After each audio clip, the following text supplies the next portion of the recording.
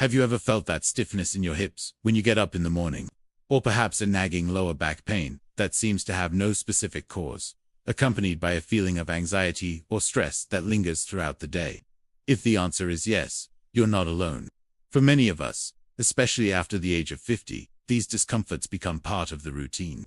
We attribute them to age, the office chair, or simply a bad night's sleep. But what if I told you that this physical tension in your hips and your mental stress state are deeply and scientifically connected? The idea of unlocking your hips to relax your mind isn't just a catchy phrase. It's a principle based on how our bodies are designed to respond to the world. In this video, we'll explore exactly that connection.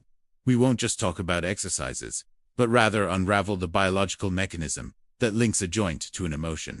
If you've ever felt stuck, both physically and mentally, and you're looking for a practical, evidence-based solution, keep watching. And if this is a topic that interests you, consider subscribing to our channel and turning on notifications so you don't miss our weekly health and wellness tips. What we're about to reveal might change the way you see stress forever. But how exactly can a joint in our body have such a profound impact on our mental state? Is this just a popular idea, or is there a real scientific basis for this surprising connection? The answer to that question lies in our most primitive biology, specifically our fight or flight response. When our brain perceives a threat, whether it's real danger or the chronic stress of work, finances, or family worries, it activates the sympathetic nervous system. This activation releases hormones like cortisol and adrenaline, preparing the body for immediate action. And what's one of the first muscles to instinctively contract in this process? The psoas, a deep muscle that connects your lower back to your legs, running through the front of your hip.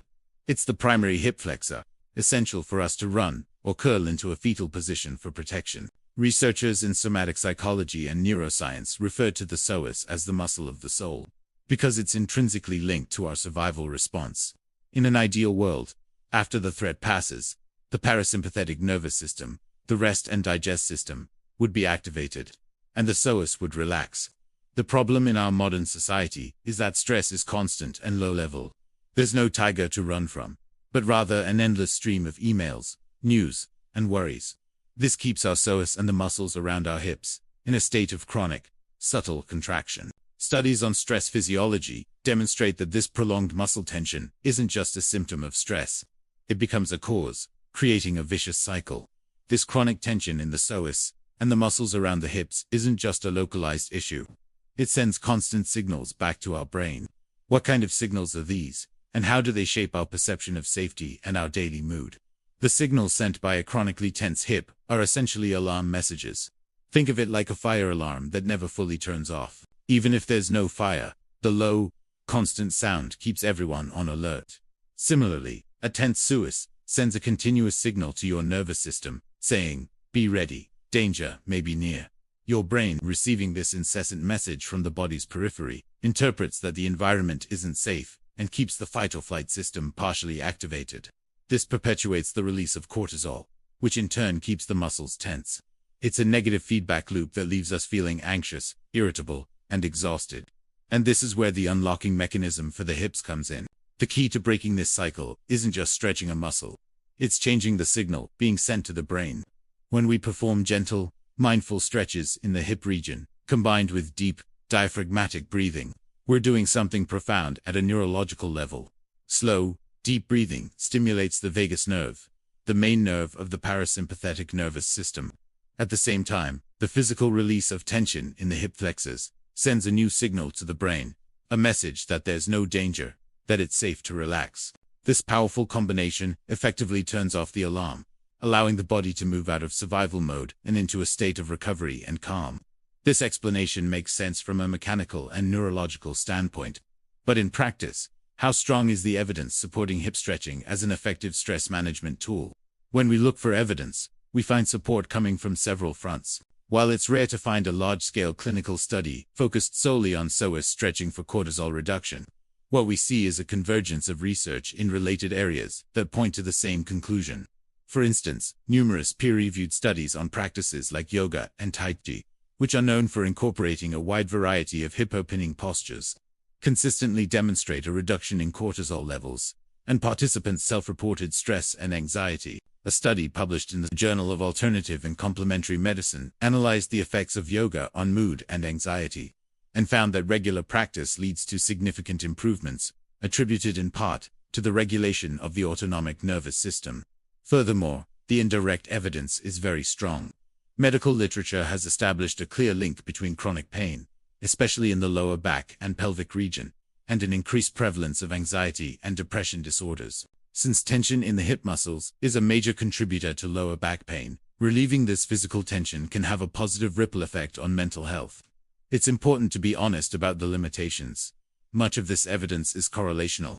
It's difficult to isolate hip stretching from other beneficial components of yoga, such as breathing and meditation. However, the practical experience of physical therapists, body workers, and millions of people worldwide corroborates the theory. Releasing tension in the hips often leads to a sense of emotional relief. The convergence of direct, indirect evidence, and vast practical experience suggests there's something powerful here. This brings us to the most important question: how can we apply this safely and effectively in our lives, especially after 50, when our bodies demand extra care? Safe implementation is the most crucial part of this process. The goal of our 10-minute routine, the 10-minute fix, isn't to force gymnast-level flexibility, but rather to communicate safety to our nervous system. Therefore, rule number 1 is, never feel sharp pain. A gentle stretching sensation is good. Pain is a signal to back off. Before you begin, prepare your space. Find a quiet place, wear comfortable clothing, and have a yoga mat or soft surface. It's very helpful to have a cushion or a folded blanket nearby, especially to protect your knees. The first and most important step, before any movement, is breathing. Lie on your back, with your knees bent and your feet flat on the floor. Place one hand on your chest and the other on your belly. Breathe in deeply through your nose, trying to make the hand on your belly rise, while the hand on your chest remains relatively still. Exhale slowly through your mouth. Do this for 1 minute. This diaphragmatic breathing is the quickest way to begin activating the parasympathetic nervous system, our rest and digest system. Now, for the first movement. Still lying on your back, gently pull your right knee towards your chest, holding it with both hands. Keep your left leg extended or bent, whichever is more comfortable for your lower back. Breathe deeply into this position for 30 to 60 seconds, feeling a gentle stretch in your lower back and glute. Repeat on the other side. This initial movement is incredibly safe and begins to lubricate the hip joint and release lower back tension. With this foundation of breathing and gentle movement established, we're ready to address the hip flexors more directly, the area where much of our tension accumulates. Let's move into a pose that specifically stretches the famous psoas muscle. For our second movement, we'll do a kneeling lunge, one of the most effective and safe ways to stretch the psoas. Kneel on your mat and place your cushion or folded blanket under your right knee for added comfort. Step your left foot forward, creating a 90-degree angle at the left knee, ensuring the knee is directly above the ankle, not in front of it. Keep your hands on your hips or your left thigh for support, and your torso upright. Instead of aggressively pushing your hips forward, focus on slightly contracting your right glute. This will tilt your pelvis and create a gentle, yet deep stretch in the front of your right hip.